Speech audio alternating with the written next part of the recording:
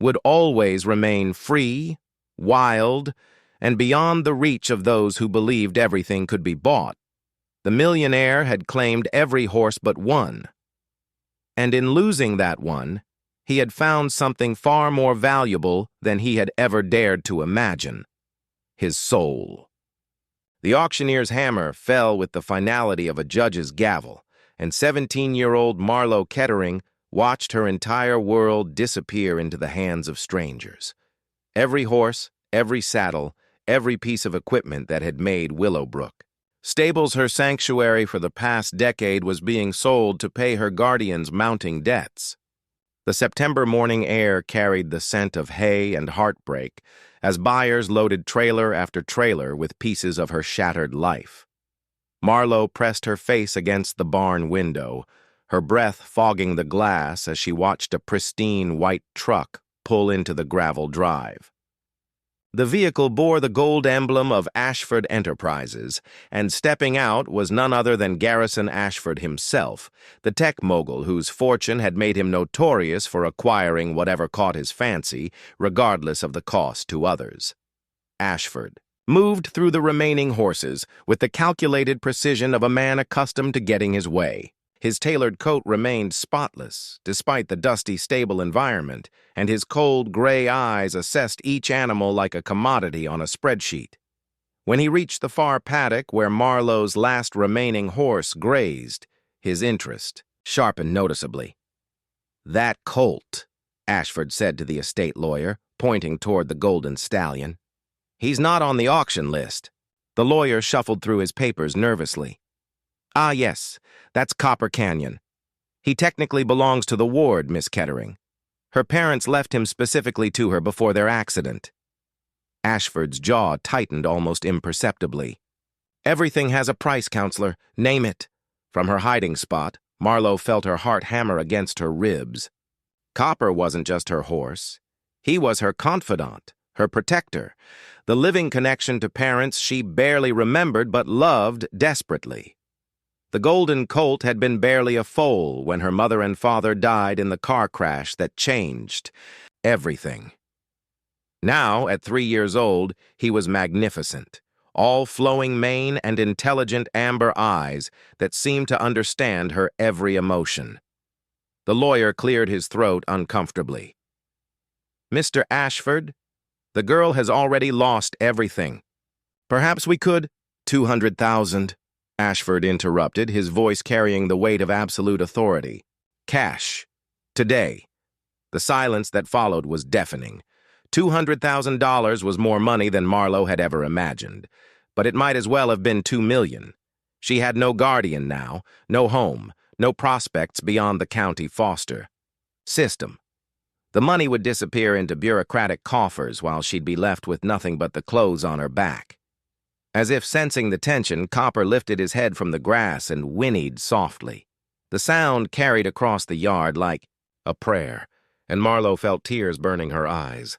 She pressed her palm against the window, knowing that within hours, even this last piece of her family would be gone. But Copper had other plans. As Ashford approached the paddock fence, the colt's ears flattened against his skull.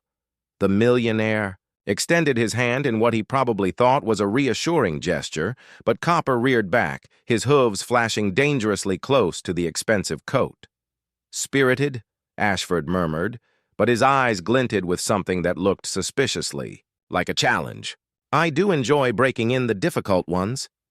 Those words sent ice through Marlo's veins, and she knew with crystalline certainty that she would rather die than let this man take Copper Canyon.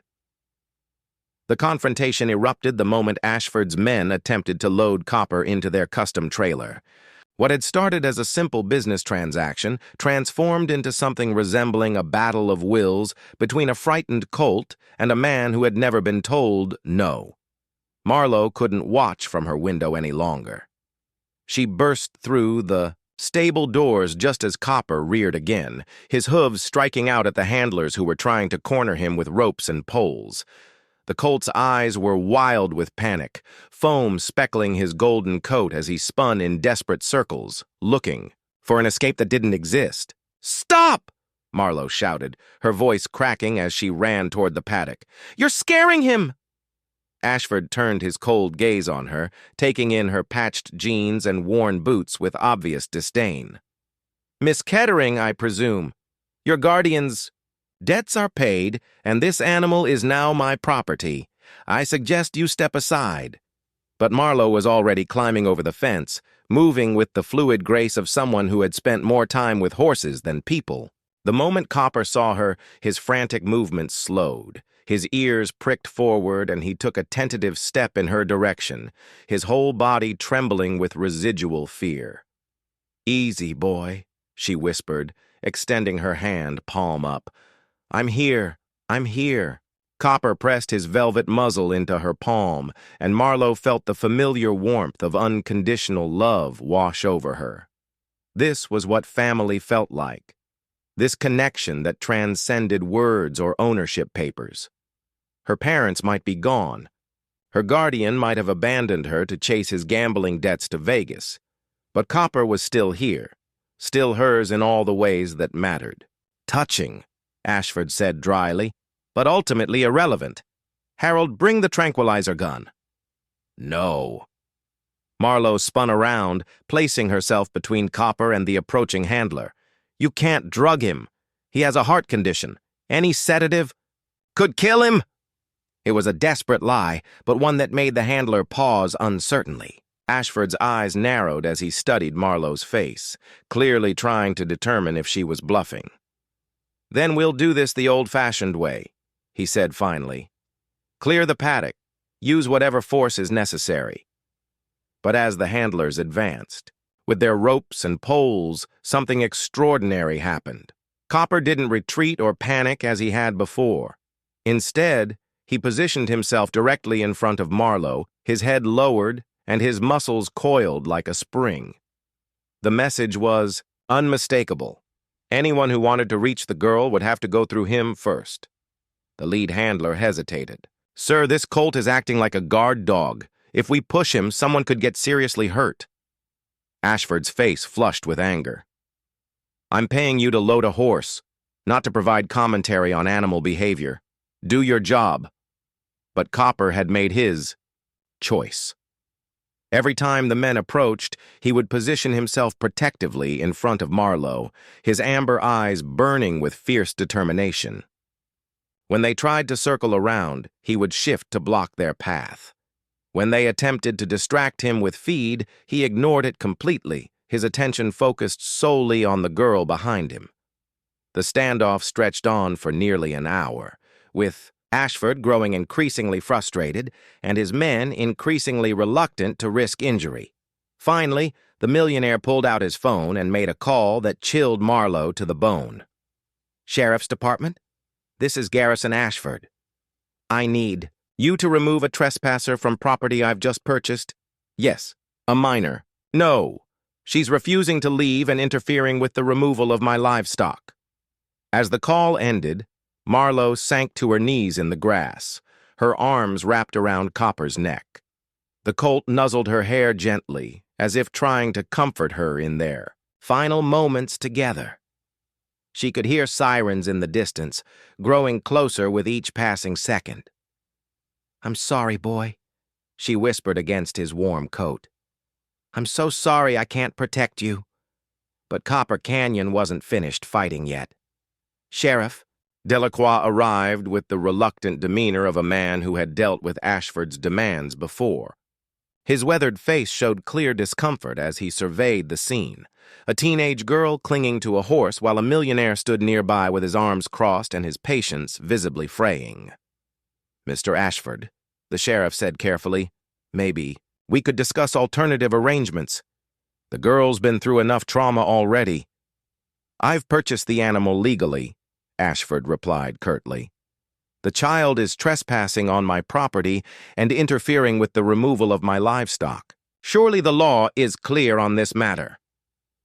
Marlowe felt her last hope crumbling as Sheriff Delacroix approached the paddock fence. But before he could speak, Copper did something that left everyone speechless. The Colt walked deliberately to the gate, used his muzzle to lift the latch, and stepped out of the paddock. not toward Ashford or his trailer, but directly to Marlowe's side. "Well, I'll be damned," the sheriff muttered under his breath. Ashford's composure finally cracked. "Load. The animal now, or you're all fired!" But his men were backing away, their faces pale with something approaching fear. The lead handler pointed at Copper with a shaking finger. "Sir, that horse just opened a gate. Horses don't think like that. They don't problem-solve like that." "It's just intelligence," Ashford snapped, but his voice lacked its usual conviction. "Doctor." Bellamy Frost, the veterinarian who had been called to oversee the transport, stepped forward with fascination written across her features. "Actually, Mr. Ashford, this behavior is quite extraordinary in—" "My God," Marlowe whispered, sliding down from Copper's back as the magnificent creatures surrounded them. "This is where you come from, isn't it?" An elderly woman stepped out from behind a cluster of aspens, her hair white as mountain snow, her eyes the same amber gold as Copper's. She moved with the easy grace of someone who had spent a lifetime among horses, and when she spoke, her voice carried the authority of generations. "Welcome home, child of Phoenix and Raven. We've been waiting for you." Marlowe felt tears spring to her eyes. "You knew my parents?" "Knew them?" The woman laughed, a sound like water over stones. "Child, your parents were the guardians of this place for 20 years. They only left when they learned you were coming, wanting to raise you in the outside world until you were old enough to understand what you were inheriting." She approached Copper with reverence, placing her weathered hand on his forehead. The Colt closed his eyes and leaned into her touch, and Marlowe could swear she saw sparks of actual light pass between them. "This is Delacroix Windhaven," the woman continued, using a name Marlowe had never heard before. "The last purebred stallion of the Starfire line, bred not for racing or showing, but for bonding with the chosen ones who guard this valley and its secrets." Marlowe looked around at the impossible beauty surrounding them, at horses that seemed to be made of dreams and starlight. "What is this place?" "This," the woman said with a smile, "is what your greedy millionaire friend has been searching for his entire life without knowing it. This is the source of every legend about horses that could run faster than the wind, jump higher than the clouds, bond with their riders so completely that they became one being with two hearts." The truth settled over Marlowe like a warm blanket on a cold night. Ashford's desperate hunger to own Copper wasn't just about money or prestige. It was about power, about controlling something that could never be controlled, about possessing magic itself. But magic, real magic, could only be given freely. It could never be bought or sold or taken by force. As the stars began to appear in the darkening sky, the woman placed her hand on Marlowe's shoulder. "Your parents named me guardian of this place when they left. But I'm old now, child. Too old to protect what needs protecting. The valley has been waiting for you to come home and take your rightful place." Copper nuzzled Marlowe's hand, and she felt the weight of destiny settling around her shoulders. Behind them, somewhere in the civilized world, Ashford was still searching, still believing that enough money could buy him anything. But here in this hidden valley, surrounded by horses that seemed to be made of starlight and dreams, Marlowe finally understood that some things were worth more than all the money in the world. The confrontation came at dawn on the 7th day, when Ashford's private security team finally tracked them to the hidden valley. Marlowe woke to the sound of helicopters and the terrified whinnying of the wild horses as they scattered toward the high caves where they sheltered during storms. But Copper didn't run. The golden stallion stood his ground in the center of the meadow, his head raised proudly, his amber eyes fixed on the approaching aircraft with something that looked remarkably like contempt. He had found his true home, and no amount of noise or chaos was going to drive him from it. Ashford descended from the lead helicopter like a conquering general, flanked by armed security personnel and followed by a team of veterinarians with tranquilizer equipment. He surveyed the impossible beauty of the valley with cold satisfaction, already calculating its value in his mind.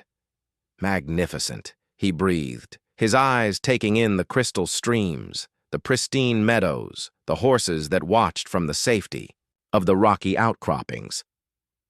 I'll build a resort here, something exclusive where the wealthy can come to experience authentic wilderness while maintaining their comfort.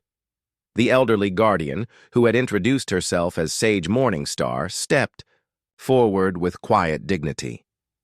This land is protected, Mr. Ashford. It has been a sanctuary for over 2 centuries. You have no legal claim here. Ashford's laugh was harsh and cold. Legal claim? I'm Garrison Ashford. I don't need legal claims when I have enough money to buy judges, politicians, and entire government departments. This valley will be mine within the month. But as his security team spread out to surround Copper, something extraordinary began to happen. The wild horses were returning, not fleeing as they had from the helicopters, but approaching with purpose. They emerged from caves and hidden trails, their hooves making no sound on the soft grass, their eyes burning with an intelligence that transcended the merely animal. Marlowe felt their presence like a song in her blood, a harmony that connected her to something vast and eternal. This was what her parents had tried to prepare her for, not just caring for one special horse, but becoming part of something larger than herself, something that had existed since horses first ran wild beneath the stars. "You can't have him," she said quietly, moving to stand beside Copper. "You can't have any of them." Ashford's eyes narrowed. "Watch me." He gestured to his men. "Subdue the animal. Use whatever force is necessary." But as the first security officer raised his tranquilizer gun, Copper did something that defied every law of physics and probability. He reared up on his hind legs, his front hooves striking the air, and light, actual, visible light, began to emanate from his golden coat. Not the reflected light of sunshine on horsehair, but something deeper, older, more fundamental. The wild.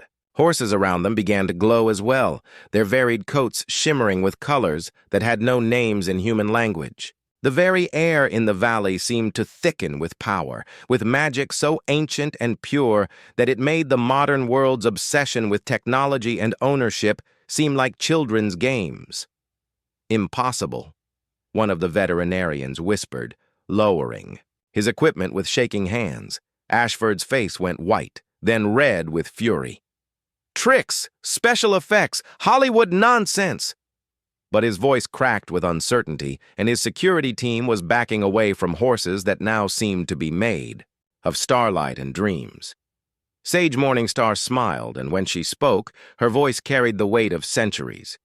"Mr. Ashford, you've spent your life believing that everything has a price, but you're standing in a place that exists beyond the reach of money, in the presence of beings that remember when the world was young and magic flowed as freely as water." The old woman raised her hand, and every horse in the valley, wild and tame, real and ethereal, began to move in perfect synchronization. They formed a circle around Marlowe and Copper, their hooves creating a rhythm like thunder, their presence a wall of living light that no force on earth could penetrate.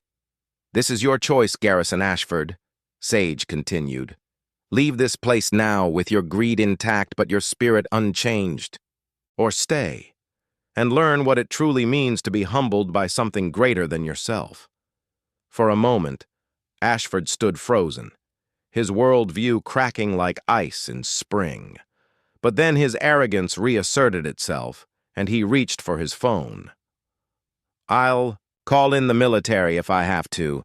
I'll claim this as a terrorist threat, a public safety issue."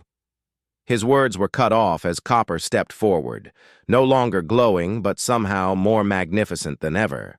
The stallion looked directly into Ashford's eyes, and in that gaze was all the wild beauty of running free, all the fierce joy of wind and weather and spaces too vast for any one person to own. And Ashford broke, not physically, but something deeper, the brittle shell of certainty that had carried him through decades of acquisition and dominance. He dropped his phone, his hands shaking, tears streaming down his face as he confronted for the first time in his adult life something that could not be bought, sold, or controlled. "What have I become?" he whispered, falling to his knees in the soft grass. Marlowe felt Copper's warmth against her side, felt the presence of her parents like a blessing in the mountain air. She was 17 years old, officially homeless and penniless, but in this moment, she was richer than any millionaire could ever imagine. "You've become someone who forgot that the best things in life can't be owned," she said gently. "But it's not too late to remember." As the sun rose higher over the hidden valley, painting the peaks in shades of gold and rose, Garrison Ashford made a choice that would change not just his life, but the lives of everyone who had been touched by his relentless hunger for possession. He would return to his empire, but not to expand it, to transform it, to use his wealth not to acquire beauty, but to protect it. And in the Valley of the Starfire Horses, Marlowe Kettering took her place as the youngest guardian in the sanctuary's long history with Copper Canyon, whose true name was Delacroix, Windhaven, at her side. Together they would protect the magic that still existed in the world, ensuring that some things— 30 years of practice, I've never seen a horse demonstrate such advanced cognitive reasoning combined with protective instincts of this magnitude. She approached Copper slowly, her trained eye taking in details that the others had missed. Look at his conformation, his bearing, the intelligence in those eyes. "This isn't just any horse." She turned to Marlowe with sudden intensity. "Child, what do you know about this Colt's bloodline?" Marlowe wiped her tears with the back of her hand. "My parents never talked about it much. They just said he was special, that he came from a line of horses that were more than horses." Dr. Frost's eyes widened. "What were your parents' names?" "Raven and Phoenix Kettering. They ran a small breeding operation before—" Marlowe's voice trailed off. The veterinarian went completely still. "Dear God, you're their daughter." She turned to Ashford with something approaching reverence. "Sir, do you have any idea what you're trying to purchase? This Colt isn't just any horse. He's the last direct descendant of Thunderhead's legacy, the most legendary stallion in American racing history. The Kettering family has been the guardians of this bloodline for 4 generations. Ashford's greed sharpened visibly. "Then he's even more valuable than I thought." But Dr. Frost was shaking her head. "You don't understand. This bloodline doesn't just belong to whoever has the most money. These horses choose their riders, their companions, their family. They bond for life, and that bond can't be bought or sold or transferred by legal documents." As if to emphasize her point, Copper moved closer to Marlowe, resting his chin on her shoulder in a gesture of such tenderness that even Sheriff Delacroix looked moved. "There are stories," Dr. Frost continued quietly, "about horses from this line who refuse to eat, refuse to run, refuse to live when separated from their chosen humans. Some have been known to escape from the most secure facilities, traveling hundreds of miles to find their way home." Ashford's face was growing redder by the moment. "Superstitious nonsense. Every horse can be broken given enough time and proper technique." But Copper was already proving him wrong. The Colt had begun to pace, his amber eyes never leaving Marlowe's face, his whole body radiating an energy that spoke of wild places and unbreakable spirits.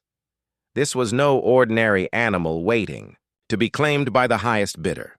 This was something far more ancient and mysterious, something that belonged to the wind and the running and the girl who understood his language better than her own.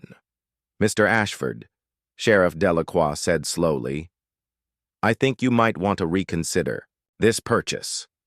Ashford's response was swift and merciless. "If legal ownership isn't enough, then we'll use other methods. Harold, call the livestock transport company. Tell them to bring the specialized equipment." Dr. Frost paled. "Specialized equipment? You mean the hydraulic chutes and chemical restraints?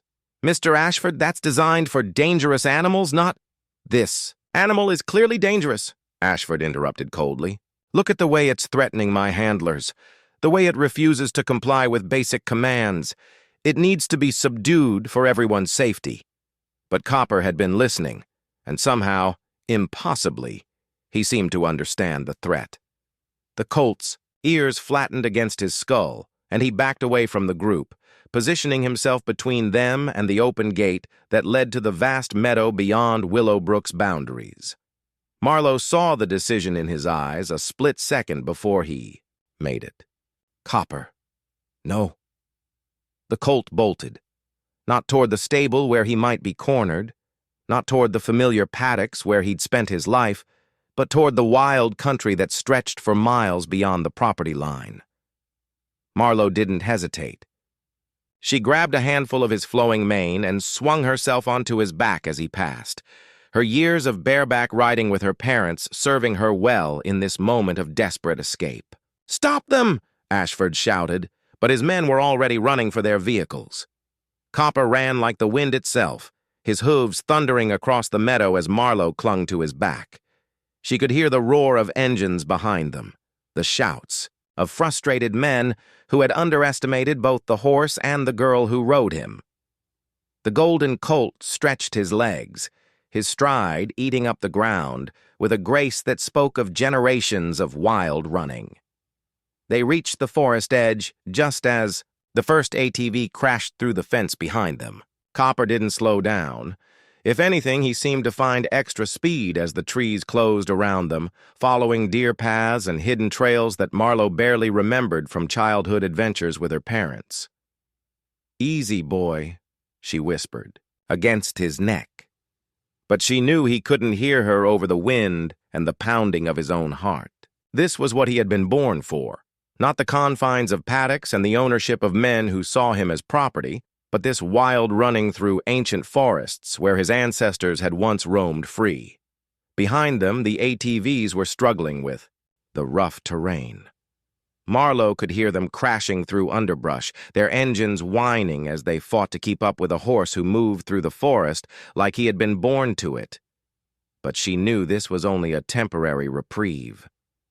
Ashford had resources, connections, the kind of power that could turn the entire county into his personal hunting ground. They emerged from the forest onto the old highway, and Copper finally slowed to a canter, his sides heaving with exertion. Marlowe looked back and saw the lights of vehicles converging on the area they had just left. Soon there would be roadblocks, search parties, maybe even helicopters. Ashford's wealth could buy him anything, except the one thing he wanted most. But as they stood there in the growing dusk, Marlowe realized something that filled her with both hope and terror. Copper wasn't running away from something. He was running toward it. His head was raised, his nostrils flaring as he tested the wind, and his amber eyes were fixed on the distant mountains where the sun was setting in a blaze of gold and crimson. "You know where we're going, don't you?" she whispered, and the colt's ears pricked forward in response. Somewhere in those mountains was the answer to questions Marlowe had never thought to ask about her parents, about Copper's bloodline, about why a simple horse could inspire such desperate greed in a man who already owned everything. But getting there would mean crossing territory that Ashford controlled, evading capture by people who had been paid very well to bring them back. Copper snorted softly and began walking toward the mountains, his gait steady and determined. Whatever waited for them in those wild places, they would face it together. The millionaire could claim ownership of papers and property, but he could never own the bond between a girl and the horse who had chosen her as family. The real journey was just beginning. 3 days into their flight, Marlowe and Copper found themselves in country that seemed to exist outside of time itself. The mountains rose around them like ancient guardians, their peaks shrouded in mist that never quite lifted, their slopes covered in forests so dense that sunlight barely penetrated to the forest floor. This was wild land, the kind of place that appeared on no tourist maps and belonged to no single owner. Copper moved through this landscape with increasing confidence, as if every step was taking him closer to home. His golden coat seemed to catch and hold what little light filtered through the canopy, making him appear almost ethereal as he picked his way along trails that were barely visible to human eyes. Marlowe had given up trying to guide him. The Colt clearly knew where he was going better than she did. They had evaded Ashford's search parties through a combination of luck, wilderness skills Marlowe had learned from her parents, and Copper's almost supernatural ability to sense danger before it arrived. Twice they had hidden in caves while helicopters passed overhead, and once they had spent an entire night motionless in a grove of ancient pines while ATVs circled their position, without finding them. But it was the dreams that truly convinced Marlowe they were on the right path.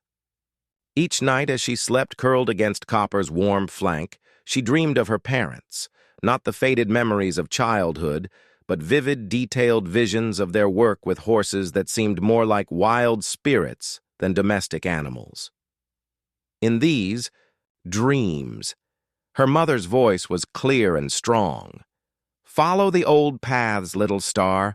Follow them home." On the third evening, they emerged into a hidden valley that took Marlowe's breath away. Meadows of impossible green stretched between towering peaks, crossed by streams that sang with voices like silver bells. And everywhere, running free as the wind itself, were horses.